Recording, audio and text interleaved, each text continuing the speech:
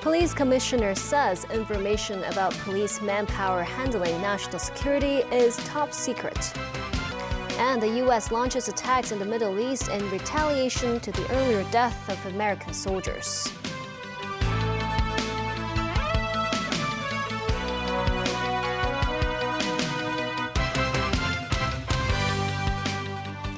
Good evening, and thank you for joining us. Police Commissioner Raymond Siu attended the passing out parade at the Police College today. He stressed the force will strictly enforce Article 23 of the Basic Law once it has been implemented. When asked whether the police will increase its manpower for enforcement purposes, Siu said the information is highly confidential. Timothy Lee has our top story. A passing out parade was held at the Hong Kong Police College at Wang Shu Kang this morning. A total of 27 probationary inspectors and 127 new police constables passed out today. Police Commissioner Raymond Siu said it is of utmost importance for any country or territory to ensure national security. He added that the police serve as the backbone of national security enforcement and that citizens also share responsibility. Siu noted Hong Kong will only be truly safe if the nation is safe, and that the force will be strict in combating those who break the law. The Police Force's National Security Department was established the day after the implementation of the National Security Law in the SAR on June 30th in 2020, and is headed by a Deputy Police Commissioner. In December of that year, the government allocated $8 billion for national security purposes and provided an additional $5 billion for the same reason in March last year. The department's manpower arrangements have not been disclosed since 2020. Now, people are asking how those arrangements could be impacted upon Article 23 legislation. But the police commissioner said the information is highly confidential. He also said there has been a rise in police applications after the force adjusted its recruitment requirements in May last year. More than 9,600 applied as of December last year. It was almost 8,000 in 2022. Timothy Lee, TVB News. As the consultation period for Article 23 under the Basic Law has started, Secretary for Security Chris Tang and Secretary for Justice Paul Lam said the government is considering including the public interest defense for the state secrets-related legislation. The consultation period for the legislation of Article 23 has begun and will wrap up on the 28th of this month. One big question is whether the journalistic practice of publishing confidential or internal information from the government will constitute the disclosure of state secrets. Secretary for Security Chris Tang said if the information was taken through normal circumstances or when the officials expected media coverage, it won't be a problem. Such circumstances include informal briefings with government officials. In other cases, the disclosure of compromising information should prove to be on issues of public interest. And such public interest should outweigh the risk it brings to national security. Tang explained with this hypothetical scenario that a journalist happens to know that the Secretary for Security is a foreign spy agent and his policies could harm a lot of people. In such an extreme case, it's possible the reporter can use the public interest reason to defend his whistleblowing effort. Secretary for Justice Paul Lam meanwhile said freedom of the press and speech should be subject to the limits of the law, and public interest issues are not information used to satisfy curiosity. He said such disclosure of state secrets should be of urgent and critical concern for the public and could compromise public safety or public health if kept under wraps. Only when these factors outweigh the risk they pose to national security can the public interest defense be applied, Lam said. Ronnie Ta, an executive council member and a senior counsel, said the public interest defense is helpful to allay some concerns over Article 23's legislation, but there should be clear guidelines over what constitutes public interest. For anything to override that public interest, there must be very clear provisions, there must be very clear guidelines to the courts to enable them to come to a balanced review of the competing public interests that one is talking about. The Security Secretary also said the law's definition of foreign forces include governments and political parties, but not universities. Hong Kong's Messi craze continues throughout the day as locals and tourists flock to the Hong Kong Stadium. Organizers reminded fans not to purchase tickets via unofficial channels. Timothy Lee tells us more. Messi fans were eager to catch a glimpse of their idol even before the start of tomorrow's match. Many people arrived 3 hours prior to the football legend's training session at the Hong Kong Stadium. Sporting jerseys adorned with the name of the favorite footballer, the crowd formed a sea of white, blue, and pink. Some even brought handmade signs to greet the icon. He's a genius, he's an absolute goat. He's coming to Hong Kong and it's just unbelievable. It's a dream come true, so we can't wait. This man said he fell in love with football because of Messi and that he gets excited whenever the little flea scores. Messi's last appearance in the SAR was around a decade ago. Besides locals, his arrival this time also attracted tourists. This tourist from Beijing said it was worth it to come all the way to the city as long as you're a fan of Messi. Each ticket to the stadium carries a unique QR code that will be scanned upon entry. Organizers reminded fans not to purchase tickets via unofficial channels. Timothy Lee, TVB News.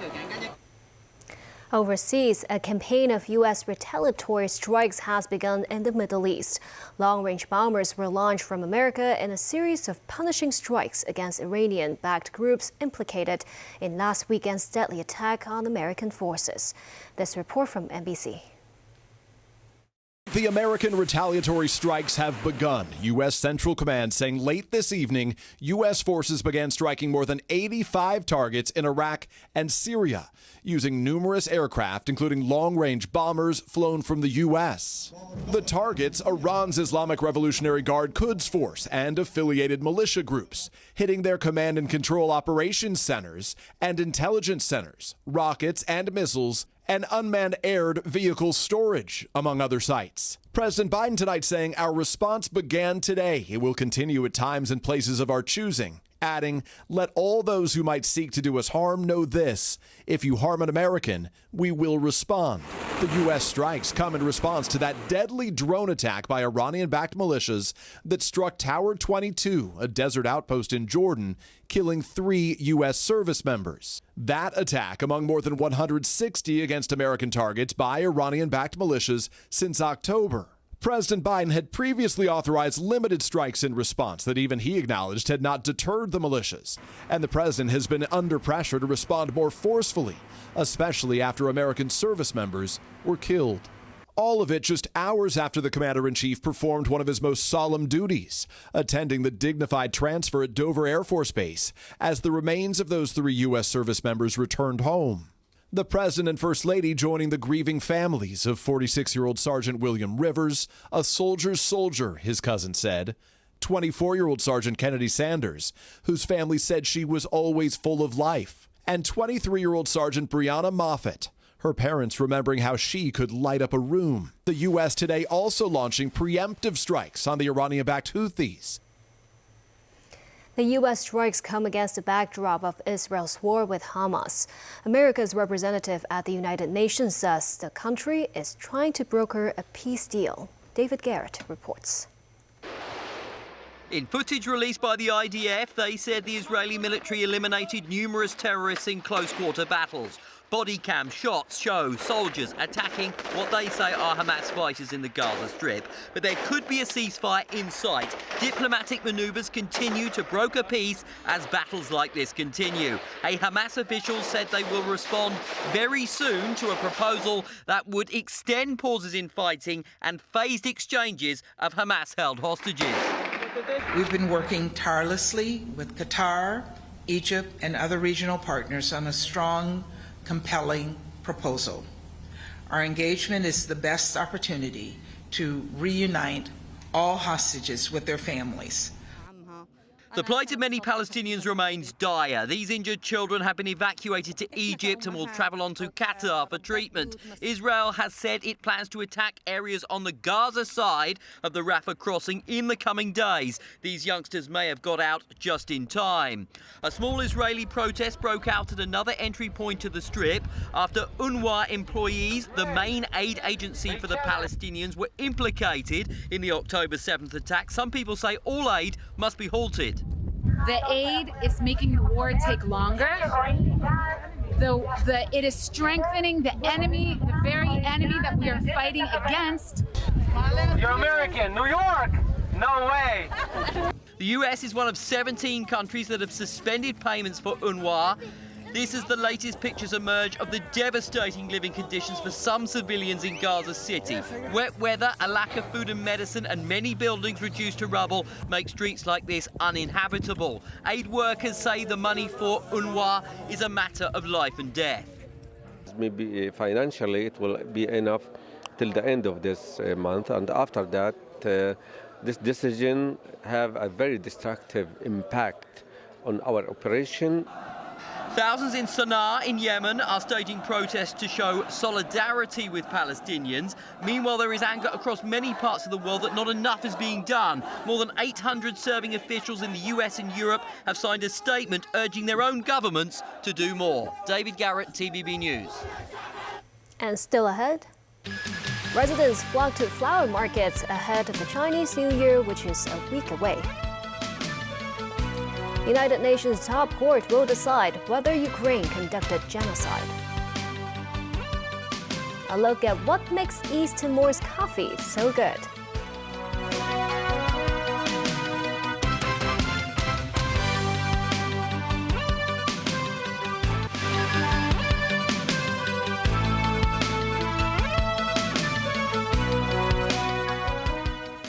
Welcome back.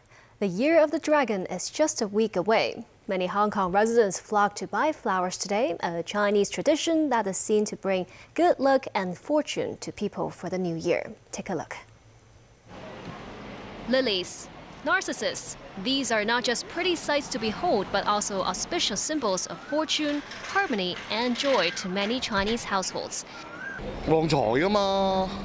Mr. Wang here said he bought these daffodils, which are believed to bring prosperity, hoping the blooms could usher in good luck in his March 6th draw next time.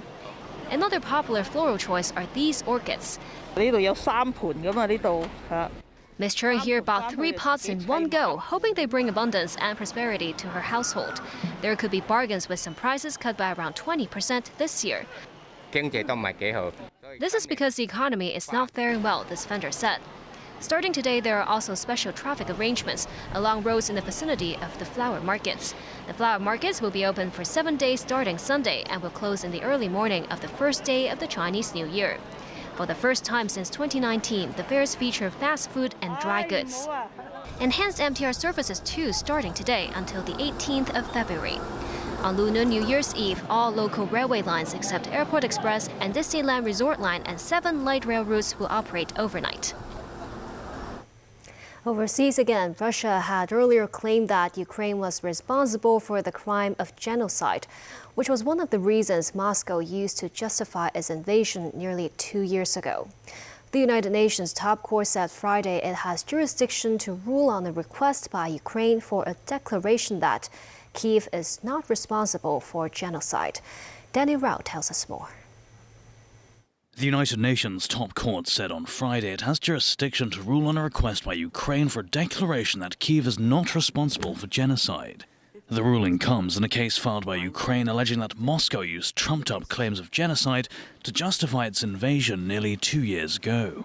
It is important that the court will decide on the issue that Ukraine is not responsible for some mythical genocide which the Russian Federation falsely alleged that Ukraine has been committing since 2014 in Donbass, and so it means that the obligation of the Russian Federation to immediately suspend all the military activities in the territory of Ukraine is there, and it is a legal obligation which the Russian Federation must fulfill. Russian officials left the court without commenting. Last September, Moscow's legal team told ICJ judges that Russia had not used the Genocide Convention to justify its military actions in Ukraine, saying they're based on the right to self-determination and its inherent right to self-defense. Meanwhile, Russian President Vladimir Putin described Moscow's military action in Ukraine as a battle for Russia's survival, as he campaigned for re-election next month in balloting that he's all but certain to win. Speaking at a meeting with arms industry's workers in the city of Tula, south of Moscow, Putin declared that the vast majority of Russians support his cause. He again argued that sending troops into Ukraine was necessary to protect Russian speakers in eastern Ukraine and stop what he described as attempts by Washington and its NATO allies to encroach on Moscow's vital security interests. Putin said that despite Western expectations Russia would collapse quickly under the brunt of sanctions, its economy has grown and military industries have sharply increased output. General TV News. Argentinian protesters clashed with riot police as a key Javier Milei bill passed through Congress. Some protesters are concerned that the deregulatory law gives the new president more economic powers. It would drastically reform the state, cut government spending, and includes the privatization of public companies. Debates and votes are required in the Senate before the cornerstone of Milei's economic policy becomes law. And many people in East Timor are proud of the export of their country's coffee. Some local coffee farmers recently saw a 4-fold increase in their income thanks to assistance offered by Chinese businesses. Timothy Lee reports.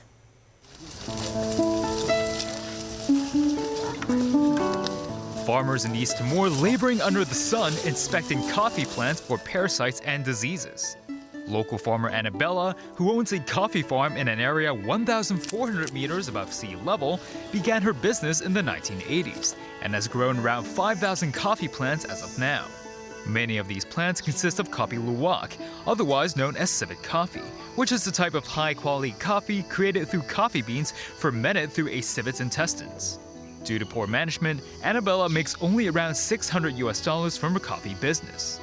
But her situation finally improved 5 years ago when Chen Li Song was sent by his company in the mainland to East Timor to teach locals how to properly manage older coffee plants and increase coffee bean production. Chen said the Southeast Asian nation's climate is very suitable for growing coffee plants, owing to extended periods of sunlight. He added local farmers are taught how to gather the harvest without accidentally picking the unripe fruit. Annabella noted her annual salary has reached over $3,000 after listening to Chen's instructions. That number has surpassed the average East Timorese salary.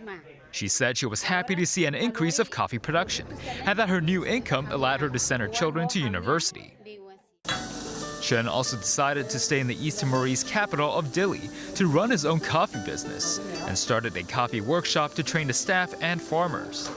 Meanwhile, a local coffee association said the main clients of East Timorese coffee are in Europe and the US, but emphasized the great potential of the coffee market in China.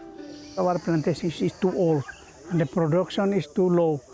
And you can compare that our production per hectare is around 150 to 200 kg per hectare, but in China is 15 to 25 tons per hectare. Of course, in China they use the new technology, but also use the organic manure. And I think this can be important support that can give us because we want to maintain our coffee as organic. Oliveira said he hopes the mainland will continue to offer their support to local farmers. Timothy Lee, TVB News. Brazilians don't normally need a special reason to go to the beach, but several took to the sands in Rio to celebrate the goddess of the sea. Ceremonies happen at different times of the year, but in early February, hundreds of Brazilians come from all over the country to celebrate Iemanjá in Ipanema Beach, meaning the Great Mother of the Sea. The roots of this worship come from Africa.